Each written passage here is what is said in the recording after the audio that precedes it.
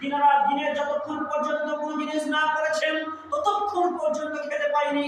আপনার বাড়িতে আমার বাড়িতে বছর 2, 3, 4 বছরের খাবার স্টক করে রেখেছি।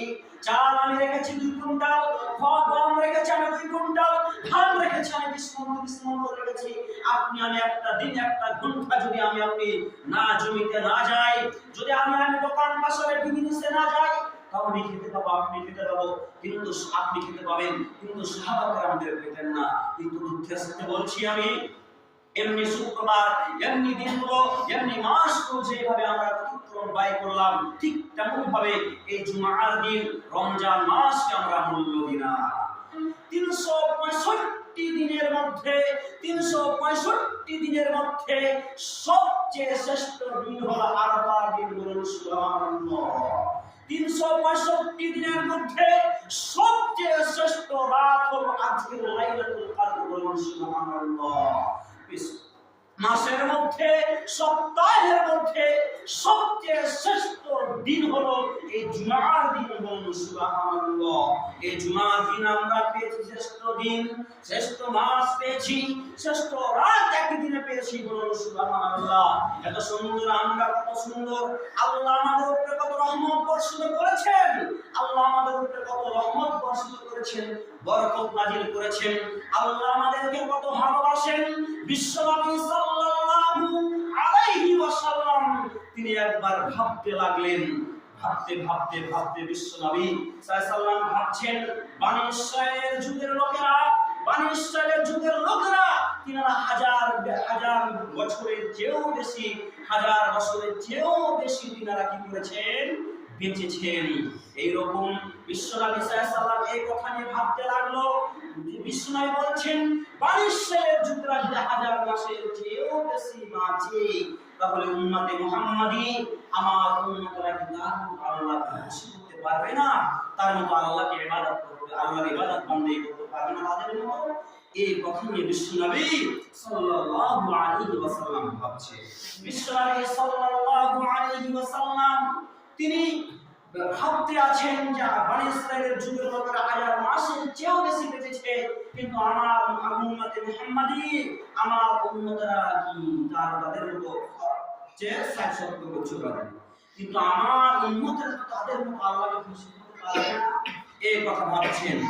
এই কথা ভাবতে ভাবতে পবিত্র কুরআনুল মাজিদের একটি আয়াত আল্লাহ রাব্বুল আলামিন একটি সূরা নাযিল করলেন। সূরাটার নাম কি? আল্লাহ রাব্বুল আলামিন বলছেন, ইন্না আনজালনাহু ফি লাইলাতিল কদর। আমি আল্লাহ রাব্বুল আলামিন এই কুরআনুল মাজিদকে লাইলাতুল কদরে নাযিল করেছি। বলুন সুবহানাল্লাহ। ওয়া মা আদরাকা মা লাইলাতুল কদর। তোমরা কি জানো লাইলাতুল কদরটা কি? তোমরা কি জানো লাইলাতুল কদর কি? লাইলাতুল কদর কি? শুনো, লাইলাতুল কদরি খায়রুম মিন আলফি শাহর। লাইলাতুল কদরের রাতটা হলো 1000 মাসের অপেক্ষা উত্তম। বলুন সুবহানাল্লাহ। কত মাস? 1000 মাস। আমরা ভেবেছি, একবার ভেবেছি, একবার ভাবিনি। তাহলে আমাদেরকে কি করতে হবে? যে আল্লাহ রাসূল ভাবছেন, কি ভাবছেন? যে তারা তো 1000 বছর বেঁচে দিতেছিল, আমার উম্মতরা কেমন করে তাদের মতো করবে, কেমন করে তাদের মতো, এই কথা ভাবতে লাগবে। আর আল্লাহ কোরআনের আয়াত নাযিল করছে যে এই রাতটা যে ব্যক্তিরা আল্লাহর ইবাদত বন্দেগী করতে করতে পার করবে, তারা কি করবে? 83 বছর 4 মাস ইবাদত বন্দেগী করে করে কি হতে পারে? কি 83 বছর 4 মাস ইবাদত বন্দেগী করে যে সবটা, যে নেকিটা পাবে, একটা লাইলাতুল কদর সেই নেকিটা পেয়ে যাবে। বলুন সুবহানাল্লাহ। একবার ভেবেছি আমরা এই লাইলাতুল কদর মূল্য কত? আমরা একবার দিই। এই লাইলাতুল কদর মূল্য কত? আমরা একবার দিই। এই সম্পর্কে আল্লাহ রাব্বুল আলামিন রাসূল কি বলেছেন? ওয়া মান ক্বামা লাইলাতুল কদর ঈমানান ওয়া ইহতিসাবান গুফিরা লাহু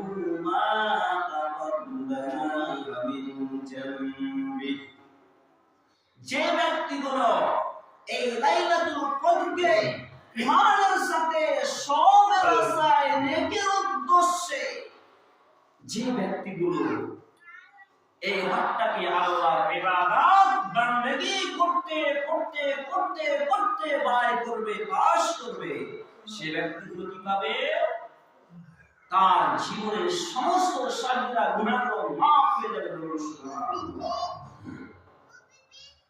আর এই রাত্রে আমরা আপনি আর আমি যদি আল্লাহ রাব্বুল আলামিনের কাছে এক ফোঁটা চোখের অশ্রু, জল, পানি ফেলতে পারি, আল্লাহ রাব্বুল আলামিন আপনার আমার জীবনের সমস্ত গুনাহগুলো মাফ করে দেবেন। সুবহানাল্লাহ। এই রাত এমন একটি শ্রেষ্ঠ রাত, এই শ্রেষ্ঠ রাতকে আমরা ঘুমিয়ে ব্যয় করি, আমরা ঘুমাইতে শেষ করে দিই। কিন্তু সারা দিন, সারা মাস, সারা বছরে যে রাতগুলোকে আমরা মোবাইল দেখতে দেখতে, খেলা দেখতে দেখতে, গান শুনতে শুনতে ব্যয় করে দিই, কিন্তু ওই রাত যদি আপনি খেলা দেখতে দেখতে, গান শুনতে শুনতে ব্যয় করেন, তাহলে আপনার এক চিন পরিমাণ সওয়াব হবে না, বরঞ্চ আপনার গুনাহ হবে। কিন্তু এই রাতটা এমন শ্রেষ্ঠ রাত, এই রাতগুলো যদি আপনি 23, 21, 23, 25, 27, 29 এই রাত, 5টা রাত যদি আপনি আমি জাগি, তাহলে আল্লাহ রাব্বুল আলামিনের কাছে এক ফোঁটা চোখের অশ্রু ফেলতে পারি, পানি জল ফেলতে পারি, জীবনের সমস্ত গুনাহগুলো আল্লাহ ক্ষমা করে দেবেন। কিন্তু আমরা মুসলমান এই রাতকে আমরা ব্যয় করি না।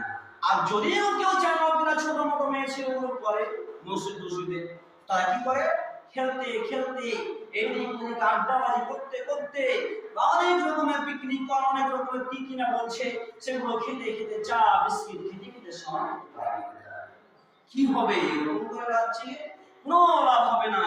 আপনাকে একটা ছোট্ট করে রুটিন করে দিচ্ছি, আপনি রুটিনটা মনে রাখেন, তাহলে আপনি বুঝতে পারবেন রুটিনটা কি। ইশার নামাজের পরে আপনি জামাতের সাথে ইশার নামাজ আদায় করলেন, আদায় করার পর আপনি বিতর পড়বেন না, চলে যান। বিতর নামাজ না পড়ে, তারাবি না পড়ে, আপনার যদি অন্তরে বিশ্বাস থাকে, আপনি আল্লাহকে ভয় করে রাতটা জাগতে চান, তাদের জন্য আমি এই রুটিনটা দিচ্ছি, সমস্ত ব্যক্তির জন্য না। যারা ভাবছেন যে আমি রাতটাকে জাগবো, যারা ভাবছেন যে রাত খুব গুরুত্বপূর্ণ রাত, রাতকে জাগবো, তারাই শুনবেন এটা। তারা কি করবেন? ইশার নামাজের পরে, ইশার নামাজ আমাদের সাথে আদায় করলেন, এবার আপনি ইশার পরে 2 রাকাত সুন্নাত নামাজ পড়ে আপনি বাড়ি চলে যান। বাড়ি গিয়ে আপনি ঘুমিয়ে যান। খুব যদি হয় আপনি 8টার সময় জামাত, 8:30 বাজে আপনার নামাজ আদায় করতে করতে, সুন্নাত আর ইশার নামাজ পড়তে, তারপরে আপনি ঘুমিয়ে যান। ঘুমিয়ে 10:30, 11টার সময় আপনি উঠুন, 2-2.5 ঘন্টা ঘুমার পর আপনি 10:30, 2:30 উঠুন, তারপরে আপনি 8 রাকাত সালাত, কোন কোরআনের আয়াত সূরা জানেন না, সূরা ইখলাস ব্যতীত অন্য কোন আপনি সূরা জানেন না, মনে করেন ধরেন কেউ এমন আছে সূরা ইখলাস কিছুই জানেন না, ওই ব্যক্তিটা মনে করেছে যে আমি রাত জাগবো। আর যে জানেন তো ভিন্ন কথা, ভালো জানেন তো ভালো। এবার যে জানেন না সেই ব্যক্তিটা যদি ভাবে যে আমি রাত জাগবো, সে ব্যক্তি কি করবে? 10:30টার সময় যদি উঠে যায়, 2 ঘন্টা যদি লাগিয়ে দেয়, 3 ঘন্টা যদি লাগিয়ে দেয়, তাহলে কত বাজবে? 10:30 থেকে যদি আপনি 11:30, 1 ঘন্টা, 12:30, 2 ঘন্টা, তারপরে 1:30, 3 ঘন্টা, এই 1:30, 3:30, 2টা বাজলো, 2টা যদি বাজে তা আপনার 3 ঘন্টা, 3.5 ঘন্টা হয়ে যাচ্ছে।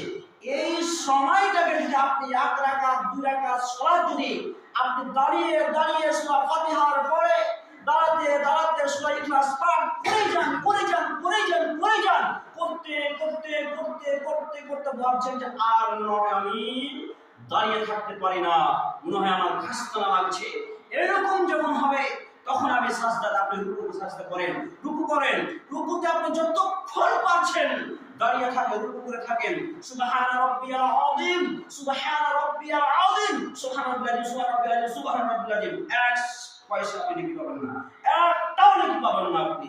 আমাদের কি হয় আমাদের সুবহান রাব্বিয়াল আযীম, সুবহান রাব্বিয়াল আযীম, সুবহান রাব্বিয়াল আযীম, এরকম করতে করে 5 বার যখন বলা হয়ে গেল, ইমামের পিছনে খালি ঘুচাবে সুবহানাল্লাহ, ইমাম ভুল করে দেয়, ইমাম তো বেশিক্ষণ দাঁড়িয়ে আছে, ও ভুল করে দিয়েছে, এদিকে যাচ্ছি না, এদিকে লেন কি যে সুবহান রাব্বিয়াল আযীম, সুবহান রাব্বিয়াল আযীম, যতক্ষণ পারবেন আপনি বলে যান। এবার আপনি সাজদাতে চলে যান। সাজদাতে যাওয়ার পর সুবহানা রাব্বিয়াল আ'লা, সুবহানা রাব্বিয়াল আ'লা, এই দোয়াটা আপনি পাঠ করুন। করতে করতে করতে করতে আপনি 9 বার করুন, 11 বার করুন, 15 বার করুন, করতে করতে করতে করতে করতে ওই জায়গায় আল্লাহকে বলুন, রব্বানা হাব লানা মিন আজওয়াজিনা ওয়া যুররিয়্যাতিনা কুররাতা আ'য়ুন ওয়াজআলনা লিল মুত্তাকিনা ইমামা, রব্বি হাবলি মিনাস সালিহিন। আর অনেক রকমের দোয়া আছে, সেই দোয়াগুলো আপনি পাঠ করবেন। এই দোয়াগুলো মানে কি বলে দিলাম, রব্বি হে আমার প্রতিপালক, হাবলি মিনাস সালিহিন, তুমি আমাকে একটা নেককার সন্তান দান করুন আল্লাহ। হে আল্লাহ, তুমি আমাকে একটা নেককার পরেজগার দিনদার সালেহা তুমি মুমিনা আল্লাহ, তুমি আমাকে একটা সন্তান দান করুন।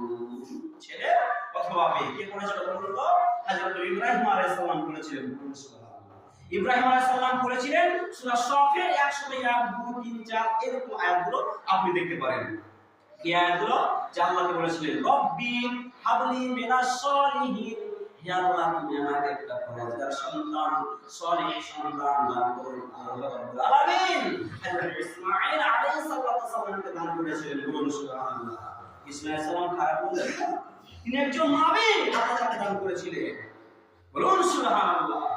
সেই দোয়া আপনি পাঠ করুন সাজদাতে বসে বসে। সাজদাতে আপনি যান আর দোয়া পাঠ করুন আপনি। আল্লাহ ইনশাআল্লাহ আপনার সন্তানের জ্বালাতে আপনি সহ্য করতে পারছেন না, এই দোয়া পাঠ করতে করতে আপনি সন্তান নেন, ইনশাআল্লাহ আপনার সন্তান নেককার পরেজগার দিনদার হবে। আর আপনি তার আগে দোয়াটা পাঠ করলেন কি, রব্বানা হাব লানা মিন আজওয়াজিনা ওয়া যুররিয়্যাতিনা কুররাতা আ'য়ুনিন ওয়াজআলনা লিল মুত্তাকিনা ইমামা। এটা যারা বিবাহ করেননি তারা শুনুন, এই দোয়াটা বেশি বেশি করে পাঠ করুন। আল্লাহকে বলুন, আল্লাহ আমার পরেজগার দিনদার মুমিনা সালেহা একটা স্ত্রী দান করুন। বলুন সুবহানাল্লাহ। এই যদি দোয়া পাঠ করেন, আপনি বাংলাতে জানেন, আরবিতে জানেন না, বাংলাতে আল্লাহকে বলুন, আল্লাহ জীবনের সবচেয়ে শ্রেষ্ঠ সম্পদ হলো সালেহ আলমারাতু আওরাতুন সালেহ, আপনার স্ত্রী। এই স্ত্রী যদি আপনি পেয়ে যান, সারা জীবন সুখীময় কাজ করবেন। আর স্ত্রী যদি টেরা হয়ে গেল, আপনার জীবনটাই বরবাদ হয়ে যাবে। স্ত্রী যদি ভালো নিতে চান, তাহলে এই দোয়াটা পাঠ করুন। আপনার স্ত্রী যদি খারাপ হয়ে থাকে, এই দোয়াটা পাঠ করুন, ইনশাআল্লাহ আল্লাহ আপনার স্ত্রীকে সুখে ভালো জ্ঞান বুদ্ধি দিবে, সুবুদ্ধি দিবে। আল্লাহ তাআলা কবুল করুন, আল্লাহুম্মা আমিন। এই দোয়াগুলো পাঠ করবেন। এবার আপনি জাহান্নাম থেকে বাঁচতে চান, জান্নাতে যেতে চান, দুনিয়ার গজব থেকে বাঁচতে চান, আপনি কিয়ামতের দিন আল্লাহর হাসরের ময়দানে বিনা হিসাবে আপনি জান্নাতে যেতে চান, আল্লাহুম্মা হাসিবনি হিসাবান ইয়াসিরা, এই দোয়া যদি বলতে না পারেন, বাংলাতে বলে বলে বলে বলে বলে এক রাকাত দুটা সাজদা দিয়ে এক রাকাত আপনি দাঁড়িয়ে যান। এইরকম করতে করতে করতে 8 রাকাত আপনি আল্লাহ 8 রাকাত আপনি নামাজ পড়ুন। 8 রাকাত না পারছেন আপনি 6 রাকাত পড়ুন, 6 রাকাত না পারছেন 4 রাকাত পড়ুন। এরকম করতে করতে করতে করতে যখন আপনার খাস্তানা হয়ে গেল, খাস্তানা হবে স্বাভাবিক, যখন আপনি খাস্তানা হয়ে গেলেন, একটু আরাম করুন আর কোরআন তেলাওয়াত করুন। কোরআন তেলাওয়াত করতে করতে করতে করতে আপনার আরামটা, আপনার খাস্তানা যখন সেরে যাবে, আবার আপনি 2 রাকাত নামাজ পড়ুন। আবার যখন একটু খাস্তানা লাগলো, আবার কোরআন তেলাওয়াত করুন, জিকির আজকার করুন আপনি। তাহলে এরকম করতে করতে রাত যখন আপনার সাহারি খাওয়ার সময় হয়ে যাবে, সাহারি খেয়ে নিলেন, এবার আপনি বিছানায় ফজর নামাজ আদায় করে বিছানাতে ঘুমিয়ে যান। সেই রাত যদি লাইলাতুল কদরের রাত হয়ে যায়, আপনার জীবনটা শ্রেষ্ঠ জীবন হয়ে যাবে ইনশাআল্লাহ। আল্লাহ জীবনের সমস্ত গুনাহগুলোকে আপনার মাফ করে দেবে ইনশাআল্লাহ। আর আপনি পিকনিক খেতে খেতে, চা বিস্কুট খেতে খেতে, খেলতে খেলতে এই মাথা থেকে ওই মাথা, এই মাথা থেকে ওই মাথা, ওই মাথা থেকে দৌড়াদৌড়ি করেন। আর মেয়ে ছেলেদেরকে আপনি দেখতে পান, এই যে মসজিদে তারা কি করে, মসজিদে তারা রাত জাগে, এরা কি যে করে, আল্লাহু আকবার। খালি এর সাথে ঝগড়া, ওর সাথে গিবত, ওর ঝগড়া, পুরা দিকে ঘুরে বেড়াচ্ছে, ওদিকে কেন এরকম করে বেড়াচ্ছে। এরকম করতে করতে করতে এক চিন পরিমাণ আপনার দেখে হবে না। এরকম করতে খালি রাতটা জাগাই হবে, কোন লাভ হবে না। যদি আল্লাহ রাসূল সাল্লাল্লাহু আলাইহি ওয়াসাল্লাম আনতিনার স্ত্রীদেরকে নিয়ে, মা ফাতেমাকে নিয়ে, আয়েশা রাদিয়াল্লাহু তাআলা আনহাকে এদেরকে নিয়ে আল্লাহ রাব্বুল আলামিন রাত্রিবেলা উঠাতেন আর বলতেন, জাগো জাগো জাগো, লাইলাতুল কদর জাগো। আর লাইলাতুল কদর কত উত্তম রাত কি জানো?